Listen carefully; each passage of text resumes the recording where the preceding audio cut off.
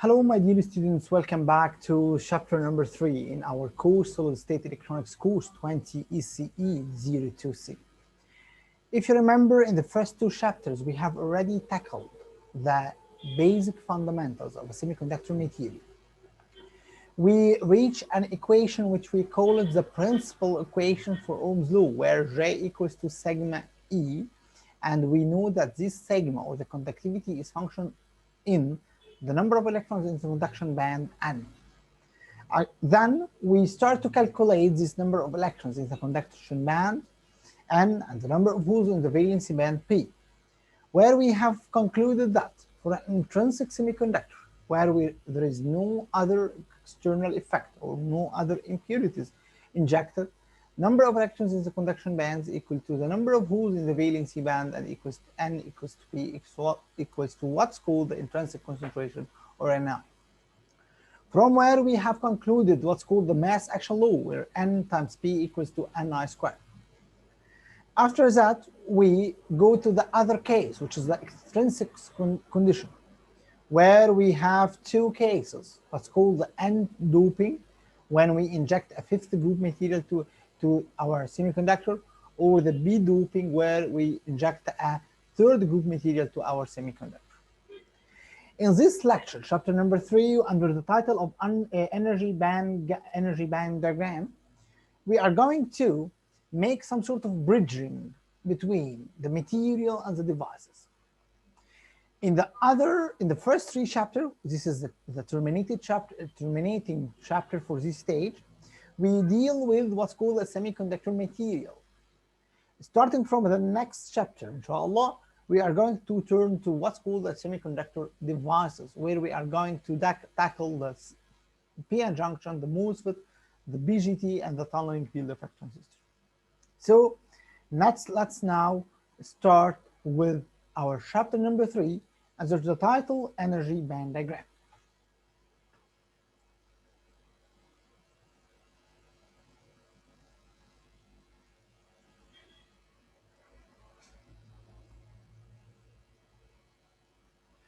Okay, so I believe now you can see my presentation. Let me start operating my electronic laser pointer, and then let's proceed in the lecture. As usual, in all our lectures, we start with a quick revision about the previous. Here, my quick revision is related to what we call the extrinsic semiconductor, where we doped our semiconductor material either with an N-type material, I mean a fifth group material, or a P-type, an acceptor material, which is a third group material. So for an N-type, let's start doing like that. So here, if you remember, we say that the Fermi level is the level at which indicate the ratio between the electrons and the holes in the conduction band and the valency band. So in normal cases, what I mean by normal cases is what's called the intrinsic cases. For the intrinsic cases, we have number of electrons in the conduction band equals to the number of holes in the valency band. That's why the Fermi level is centrally in the middle of the energy gap. However, in the N-type material, if you remember, my dear student, due to the injected fifth group material, the number of electrons in the conduction band becomes greater than the number of holes in the valency band. That's why the Fermi level starts to go up toward the conduction band. Herein, this is the normal equation used to express the number of electrons everywhere. Now you can see that N small, which is the number of electrons in the conduction band, is roughly or approximately equals to Nd, the impurity doping impurities, or the donor atoms. So Nd equals Nc e power minus Ef minus Ec over Kt. And from this, we can reach this very important equation, saying that Ec minus Ef is equals to Kt ln Nc over Nd. So let's start for a while understanding or observing this important equation. This equation is describing the distance Ec minus Ef. This distance Ec minus Ef is simply this distance, the conduction band here, the Fermi band here. So Ec minus Ef is this distance. So this distance is equals to Kt. K is a Boltzmann constant, T is temperature. So for a fixed temperature, this is a fixed constant. Ln Nc over Nd. NC, if you remember, is what's called the effective density of states in the conduction band. And for a fixed material and temperature, it's also constant. So for a fixed temperature, we can say that T is constant and NC is constant. So the only variable here, my dear students, is ND. Whenever you are going to increase this ND, as you can easily see, the distance EC minus EF is going to be smaller. Again, this makes sense with what we have already studied regarding the Fermi level. The Fermi level is a ratio between, or the indication between, the electrons in the conduction band and the holes in the valency band. If the electrons in the conduction band and the holes in the valency band are equal, then the Fermi level will be in the center.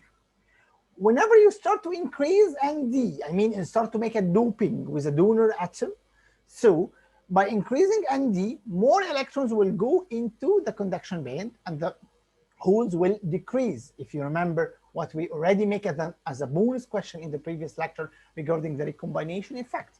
So electrons increase, holes decrease, then Fermi level will go up and up toward the conduction band.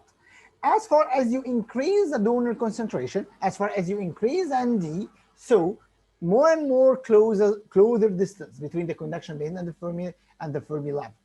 That's why this is a very important equation. On the other hand, we can have the same analogy while dealing with a p-type semiconductor material. Here again, this is a general equation describing the p or the holes in the valency band.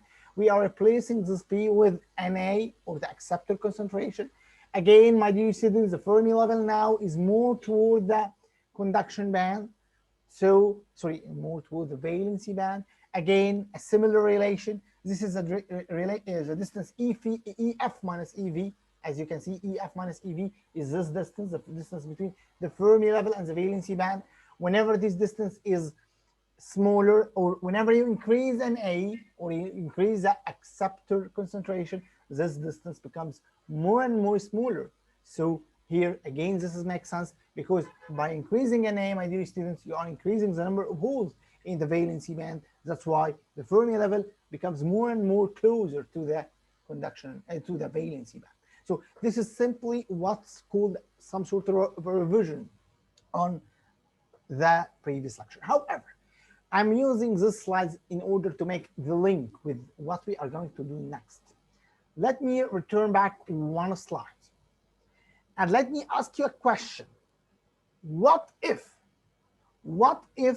ND is equals to NC? What if you put ND is equals to NC? Then simply this will be 1. Mathematically, ln 1 is equal to 0.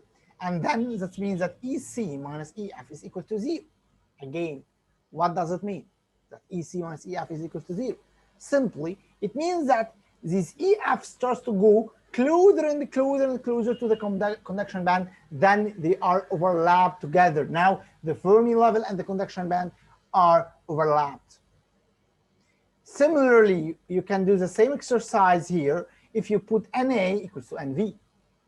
Again, the Fermi level starts to go down till it reaches the valency band, and now the valency band and the Fermi level are overlapped. How we can deal with such condition? Let me first ask a question. Is it a realistic condition?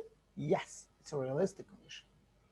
In some cases, you increase Na and Nd till you reach a very closer values or a very overlapping value with the conduction band and valence band, and maybe also you can increase it more and more so that the Fermi level go inside the conduction band or go inside the valency band. But in semiconductor physics, we have a name to this process. What we call it a degenerate process, or a degenerate doping, or a degenerate semiconductor. So what is the degenerate semiconductor? Generally, we say that whenever you increase the doping concentration, the Fermi level starts to go closer to the conduction band or closer to the valency band if it's if it is a fifth group, or sorry, if it's a third group doping, if it's an acceptor doping. Here we have a limit. We will name this limit 3kT. So what's called 3kT? The 3kT is a limit. If the distance between the Fermi level and the conduction band is 3 kT or larger, we call this a non-degenerate semiconductor devices. In our module, this will be considered as the normal case. Normally, in 99.9999%, I would say in 100%, we will deal with what's called a degenerate semiconductor. So a degenerate semiconductor is simply a semiconductor where you have a Fermi level and the conduction band, and the distance between the Fermi level and the conduction band is 3 kT or larger. Similarly here, the distance between the Fermi level and the valence band is 3 kT or larger. What if I increase the doping to be inside, or to be to make the distance between the Fermi level and the conduction band is less than 3 kT here or there? So we have another name for these processes, which is a degenerate semiconductor. Unfortunately, based on what we have learned in this course up till now, degenerate semiconductor cannot be expressed in the theory we are dealing with. So whenever you have a degenerate semiconductor, you cannot deal with the normal Fermi-Dirac and density states function or the normal semiconductor physics. You need what's called a Boltzmann transport equations or some other equation in order to be able to express the degenerate semiconductor. That's why in 100% in our cases we will deal with what's called a non-degenerate semiconductor. Even though if the problem will include a case at which the Fermi level and the conduction band, or the Fermi level and the valence band, are closer with a distance less than 3 kT, I will mention and hint in the problem, and I will say you, please assume that Boltzmann statistics can be applied in this case. Or please assume that our theory can be applied. So please ignore this degenerate semiconductor. So in our course, we will not deal with the physics or the concepts related to the degenerate semiconductor materials. We will only deal with the concepts related to non-degenerate semiconductor materials. I believe that the only course that you will face degenerate semiconductor materials in is the optical systems or optoelectronic course, whenever you deal with what's called a semiconductor laser. Herein you have to tackle the degenerate semiconductor. Maybe some of you already choose to make a semiconductor laser or an organic lasers or something like that in their module project. So maybe they can read about it somehow, but maybe in a shallow manner. However, in your optical courses 2 years from now, you will tackle the degenerate semiconductor material. So that's what we need about semiconductor material, or about degenerate and non-degenerate semiconductor material. Let's return back to our energy band diagram. If you take care now, the title of this lecture is energy band diagram. So what we are going simply in this lecture to do is that we are deal with how to understand the energy band diagram. If you remember, we already define energy band diagrams as follows. We say that we have a conduction band, we have a valency band, we have a Fermi level. Herein I am assuming that the Fermi level is in the center, so it's an intrinsic semiconductor material. This is maybe one of our next questions in the lecture. So to tell you that, is this an intrinsic or an extrinsic semiconductor material? So you can simply answer the question by observing or by detecting the Fermi level. If the Fermi level is in the center of the energy band diagram, then simply this is an intrinsic semiconductor. Whenever the Fermi level is closer to the conduction band, then this is a p-time, this is an n-time. Whenever the Fermi level is closer to the Fermi or the valency band, this is a p-type semiconductor. So now the Fermi level is in the center. And now we are going to study some particles. Here you have 2 red particles and 2 white particles. My first question is, by the way, this is one of my previous unseen final exam questions. In this lecture, by the way, we are going to solve 2 previous exam questions. This is one of them. So my first question is, Are these particles, are these red particles, electrons or holes? And are these white particles electrons or holes? Flashback to the previous lecture, flashback to our stated code. Electrons are only defined in the conduction band. Remember that in limits of integration, when we are going to determine n, we say that n equals integration from EC to infinity. So simply, this particles defined in the conduction band are electrons, and those particles defined in the valence bands are holes. So this is, now you answer the first question. 1 and 2 are electrons, 3 and 4 are holes. Perfect. Okay, then what is the next question?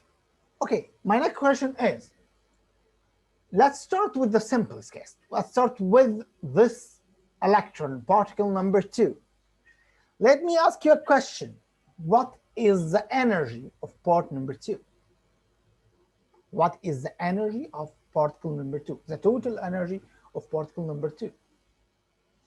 Okay, let's start to think. Okay, this is called an energy band diagram. So this is a Fermi level, and this is a valency band, and this is a conduction band. Now this particle number 2 is lie on the conduction band. So it's include an energy equals to AC. Let me describe it in a better manner. Okay, so as I mentioned,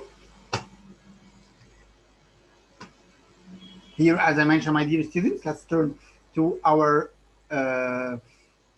presentation. Sorry, let's turn to our whiteboard in order to start solving this proof.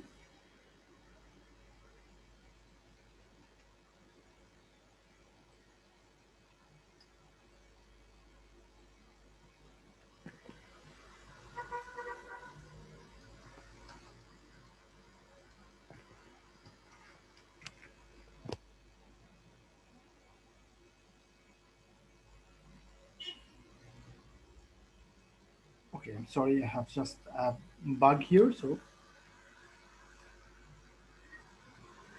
Okay, perfect. Now let's now turn to my presentation again, and also let's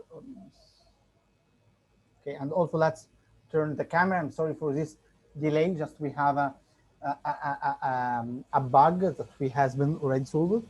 Okay, now I believe you can see both. So if I now stop sharing, now you can see my simple whiteboard. Okay, so if you remember, whenever we define the energy band diagram, we define it in this manner. If you remember, this is the EV, and this is the EC, and we say that we have something in between. It's called EF, or typically EFI if the material is intrinsic. So if you remember, whenever we start studying the energy band diagram, I told you that now the y-axis here represents what's called the energy. And you can understand that by going upward, the energy increases for an electron. So if we have an electron located here, which is particle number 2, the energy, the total energy of this electron is simply EC. So now particle number 2 has a total energy equals to EC.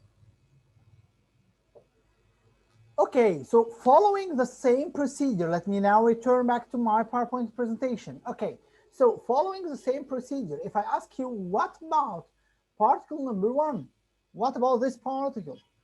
As you can see that the energy of this particle is EC in addition to this gap. So it's higher than EC by a value called KT. So if now I return back to my PowerPoint, my slides, if I have a particle here, which is particle number 1, this distance is equal to KT. So simply particle number 1 has an energy equals to EC plus KT. Very simple like that. Okay. Now we agree that 1 and 2 are electrons because both are in the valency band. Because both are in the conduction band.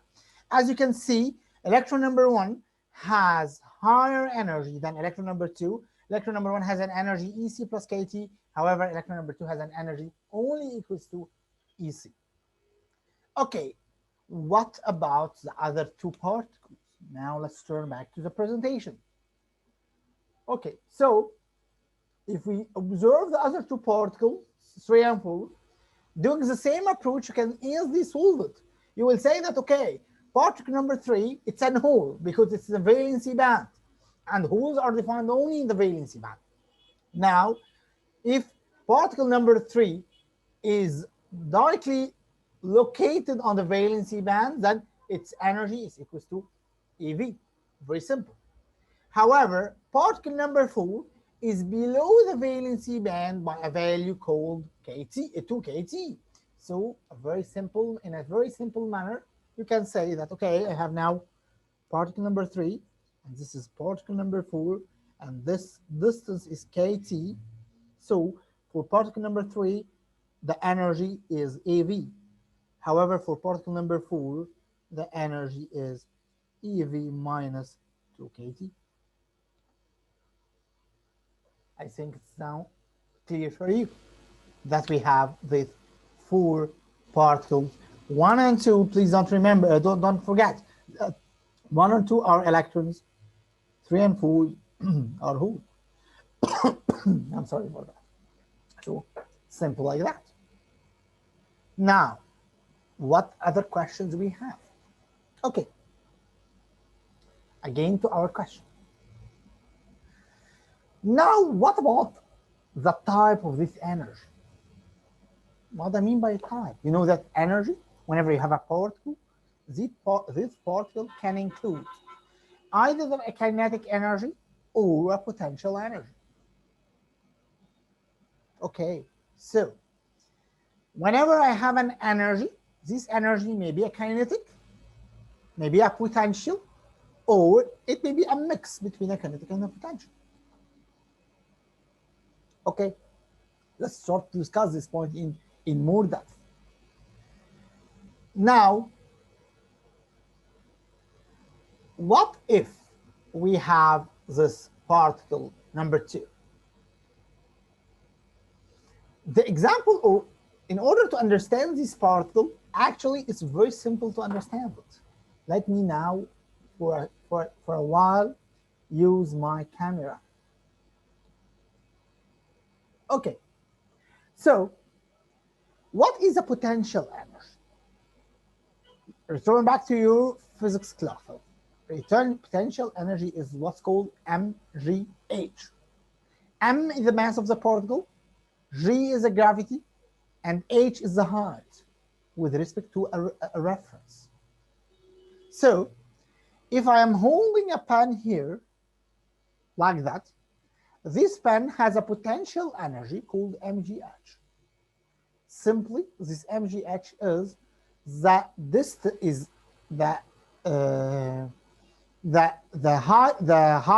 m the mass, g is the gravity, and h is the height with respect to the ground I'm holding the pen for. So whenever we have a particle, for example, now let's turn to particle number 2. Okay, so for particle number 2, for example, this particle is attached to a level. This level is called EC. So its potential energy is simple equals to EC. Okay, so let's say that the potential energy of particle number 2 is EC. But what about particle number 3? Sorry, particle number 1, I'm sorry. What about particle number 1? For particle number 1, you can say, okay, that's very easy. It's now, it has a potential equals to EC plus KT. But as you can see, there is no level at EC plus KT. The only level is at EC. This black line is at EC. This is the level. And it had higher than this level with a KT. So how we can express this? Now let's turn back to my camera. Okay. Now assume that, okay, let's make it in a better way. Now assume that this paper is the EC level. Okay, so if I put the pen here above this paper, simply the pen has a potential energy equals to EC. Okay, I think all of you can understand. So now the potential energy is functioning in the height. So now this is higher potential energy, this is lower potential energy. Okay, perfect. But what if this pen is here in this EC, but it's not only here, it's also inside within this EC, it's moving in this manner. So it has a potential energy equal EC. And as far as this pen is moving, then it also has a kinetic energy. So the total energy of this pen is the potential energy due to the level it is attached to. Here, this is the level. And the kinetic energy due to the motion. Now, in order to express this, I should have a movable chart, because in order to tell you that this pen is moving, I have to make it move, as you can see now. So you can now understand that, okay, this is a moving pen, then it could include kinetic energy. However, whenever I have a 2D plot, how can I express the kinetic energy? The kinetic energy is due to motion. And in order to convince you that the particle is moving, and then this 2D graph start to be a video. I should make this particle moving everywhere so that you can understand that this is the kinetic energy and you agree with me. But this is, of course, unacceptable or undoable for a 2D graph. Now we need to have something like an alternative to express the kinetic energy. How we are going to make it? This is very simple. Okay, let me again open my pointer. So we will say that this is the potential level, which is EC. For any energy above this potential, it will be due to kinetic energy. So for particle number 1, if you remember in our example in part number 1, we say that for particle number 1, we have a total energy EC plus KT. Okay, you agree with me with that? Okay, that's perfect. Now, this EC plus KT is simply divided to EC, which is the level at which this particle is attached to, and KT, which is the remaining, this is the kinetic energy. So now if we return to our example here, you will find that, okay, for this particle, which has an energy, as you can see, EC plus KT, for this particle number 1, this EC plus KT is divided into potential energy and the kinetic energy. Potential energy equal to EC, which is the level at which it's attached, and kinetic energy equals to KT, which is the remaining part of energy. So based on this, you can easily say that for particle number 2, it has a total energy equal EC. That means it has a potential energy equal to EC and the kinetic energy equal to 0. Okay, then for particle number 3, for example, you will say that, okay, it has an energy equals to EV, which just simply means that it has a potential energy equal to EV and the kinetic energy equal to 0. But what about particle number 4? It has a total energy EV minus 2 KT. That means it has a negative kinetic energy? It's very weird. We know that kinetic energy is positive all the time.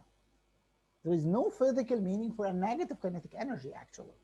So let's focus on particle number 4. This is a very interesting particle for our study. Again, please don't forget that particle number 1 and particle number 2 are 4 electrons. And I believe I have a wrong share. Let me do it one more. Okay. Okay. Particle number 1 and particle number 2 are 4 electrons.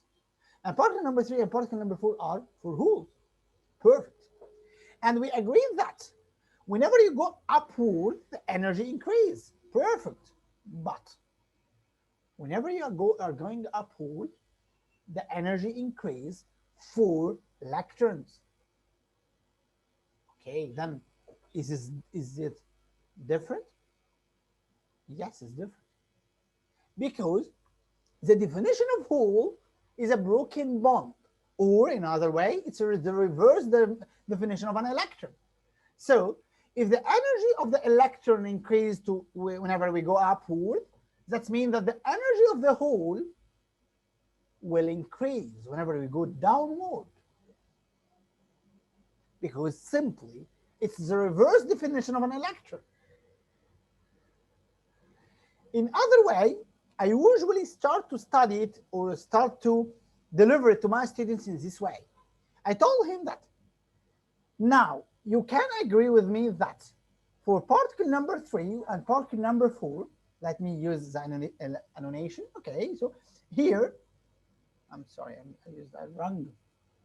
I use a wrong one. I use a wrong annonate. So let's me clear it, and let me use another one. Okay, so here again, I'm sorry, I have a problem with my pen. Okay, so this is now, this is okay. So here and here, these are two holes.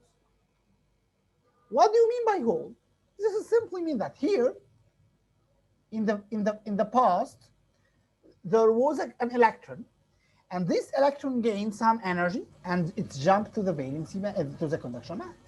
Similarly here, there was an electron, and this electron gains some energy and it jumps to the conduction band. That's simply the definition of electron. Sorry, the definition of hole. That there was in the past an electron. This electron somehow gained energy and it moves from the valency band to conduction band. Okay, if I told you which one of these two electrons is more difficult to move, what do you mean by more difficult? I mean, it needs more energy to move. Let's start to think.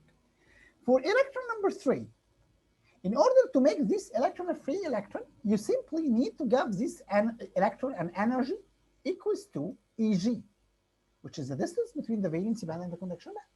So for electron number 3, if this electron gains energy equals to Eg or more, the electron will transfer from energy level valency band to the conduction band. But what about electron number 4? Electron number 4 needs an energy equals to what? Yeah, equal to this distance, which is Eg, this distance is equal Eg plus this distance, which is equal to 2kT.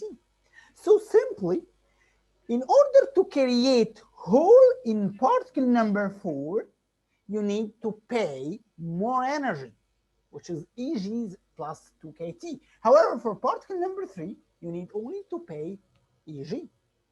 That simply means that hole number 4 includes more energy than hole number 3, because the electron that was in the hole number 4, that was in the gap number 4, gained more energy to transfer to the conduction band. So as a final statement, which is a very, very, very important statement, let's be clear all this. Okay, as a final statement, which is again a very important statement, my dear student, you have to recognize this very well, is as follows. So energy of electrons increase whenever you are going upward. However, energy of holes increase whenever you are going downward. So hole number 4 has more energy than hole number 3. Now you can start to study or to understand how we can write the energy distribution for hole number 4. its total energy, it's EV minus 2kT. Again, it has a potential energy equals to EV, and the kinetic equals to KT, 2kT. What about this negative? It's just a direction because it's going downward. However, we know that particle number 4 has more holes than particle number 3. By the way, you can understand it with a very simple way. Kinetic energy equals to half mv squared. And in order to express the direction of motion, you can use a negative sign here. That means that holes are moving in the reverse direction with respect to electrons. That's why here this kT is a positive, while this 2kT is a negative. This is just a tricky way in order to understand how electrons and holes are dealing with. So this is very important, my dear students. Please try to recognize it very well. Now let's return back to our slides again, and let's continue this journey with the semiconductor materials and the energy band diagram. Okay, that's perfect. Let's do another important example, which is the potential example. Okay, here I have to return back to my slides again, sorry, to my tool again. Okay, this is an important one. Here we have to refix the camera one more time. Okay, that's okay. Now, imagine that you have a semiconductor material. This is EC, this is EV, and this is the Fermi level. And let's make a very simple example that this is an intrinsic semiconductor. And due to the natural thermal energy, you have some electrons here and have some holes here. Okay, that's perfect. Now imagine that you pick up this piece of semiconductor material and you connect it with a voltage source in this way.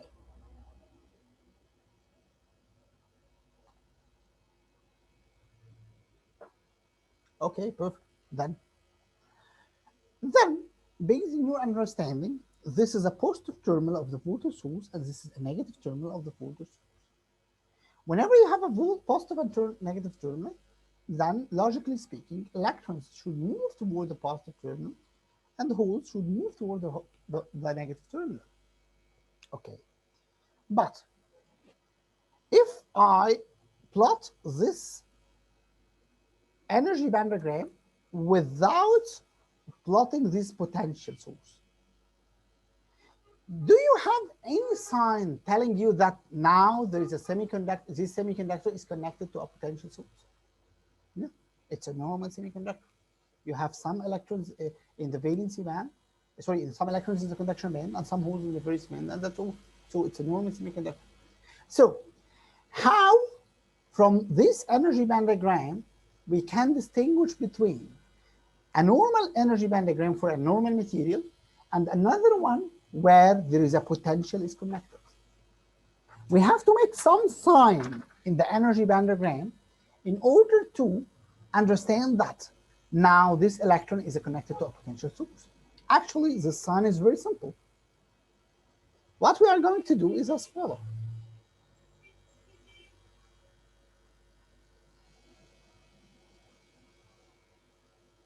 That's all. Okay, what did you do? Here, this is the 3 electrons. Okay, and here is the 3 holes.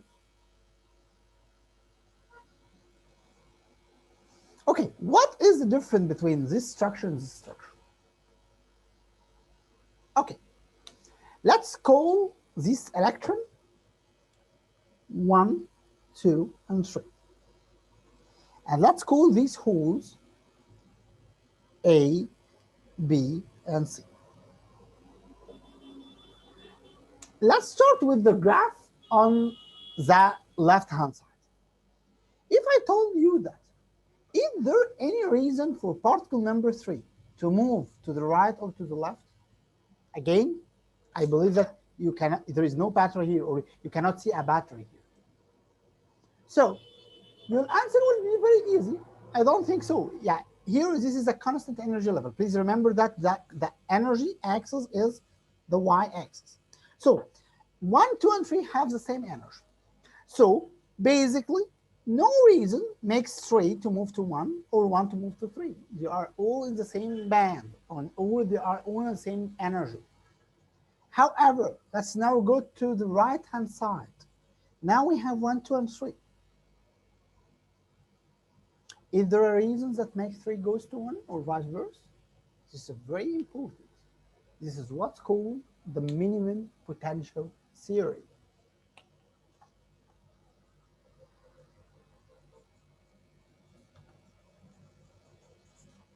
What is the minimum, I'm sorry, okay. What is the minimum potential theory?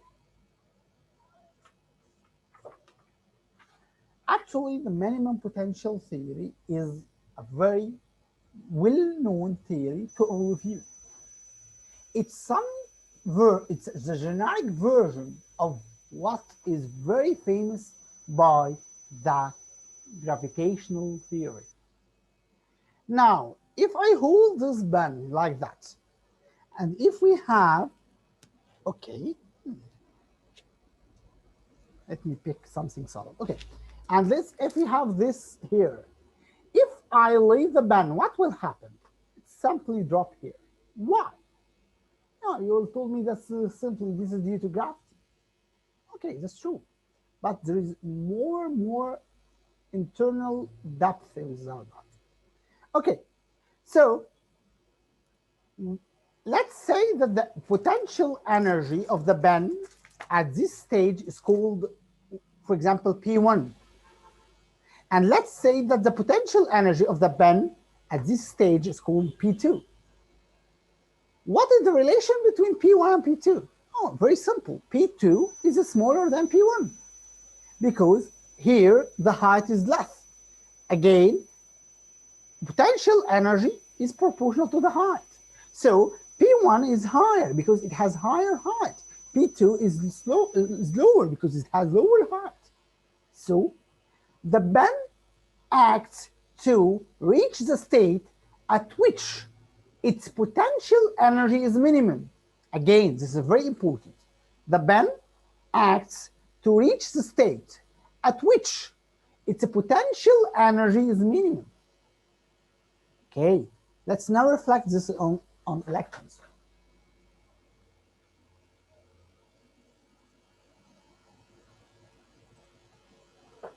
Okay, that's perfect. Now, what about the potential energy of particle number 3 and particle number 1? Please remember that. Particle number 3, please remember that energy increasing for the electron whenever you are going upward. So, particle number 1 has lower potential energy than particle number 3. So what will particle 3 try to act? It will typically repeat what my blue band did. It will start to move in this direction. Why? In order to reach the state at which the potential energy is minimum, which is simply the place at which the positive terminal of the battery closed. So this is what's called the attraction force due to the battery. We illustrate this attraction force by this tilting. We call this tilting. We tilt the energy band diagram. So what we did here is that we tilt the energy band diagram in this manner. That indicates that electron will move in this direction. Okay, but what about the other hand? This is particle number A, particle number B, and particle number C. Please don't forget, energy of holes increase whenever you are going downward. So particle number C has lower potential energy than particle number A. Accordingly, particle number A will repeat what my blue band did. It will start to move upward in order to reach the state at which the potential energy is minimum. Here we have the negative terminal of our battery. So this is simply the motion. So now I don't need to plot the battery.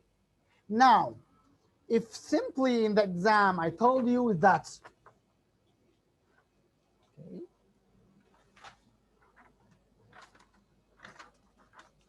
okay, if in the exam I told you that, if in the exam I told you that I have an energy bandogram looks like that. This is EC and this is EV. So what are the direction of the back? Of course, or the first question, is this energy bandogram for a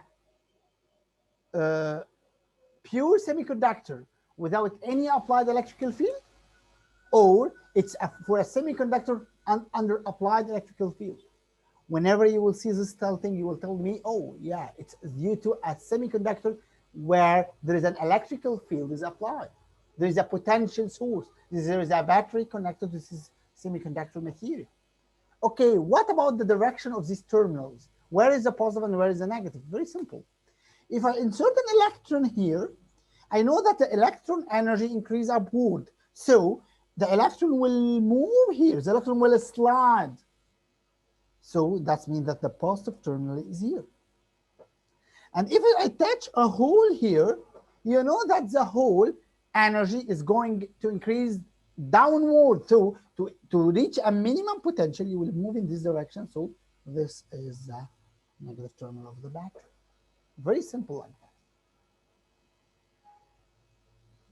So whenever you have a semiconductor device, semiconductor energy band diagram, you can examine either this energy band diagram is for a semiconductor with no electrical field applied, or it is for a semiconductor with electrical field applied, as we did in this example. Okay, finally, in order to terminate this part, the first part of this lecture, what I'm going to do is that I'm going to show you, I'm sorry, let me repeat this here. Okay, what I'm going to do is that I'm going to share with you some important relation we are going to use in the second part, which relate here. This is my example. As you can see here, electrons are moving in this direction, and of course, holes are moving in the reverse direction. Now, for example, this is a electrical, a semiconductor material with electrical field applied. As you can see now, the positive terminal is in the right hand side. That's why electrons are moving towards the right and holes are moving towards the left. And also, by the way, if I told you, is this an intrinsic or an extrinsic semiconductor material? Now the answer is very simple. The answer is in the Fermi level, my dear students. As you can see, the Fermi level is closer to the conduction band rather than the valency band. So simply, this is an N-type semiconductor material. It's an extrinsic N-type semiconductor material.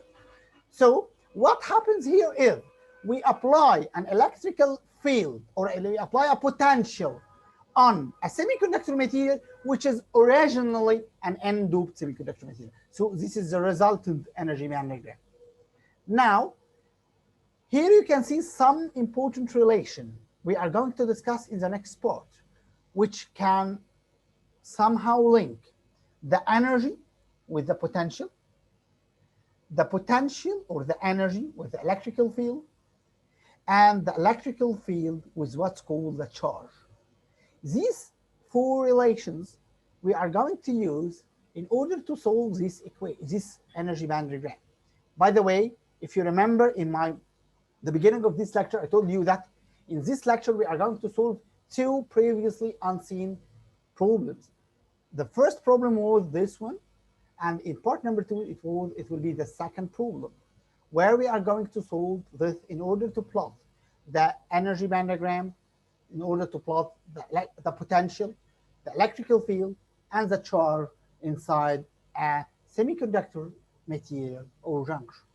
So now this is the end of part number 1. In part number 2, it will be a part dedicated only for solving this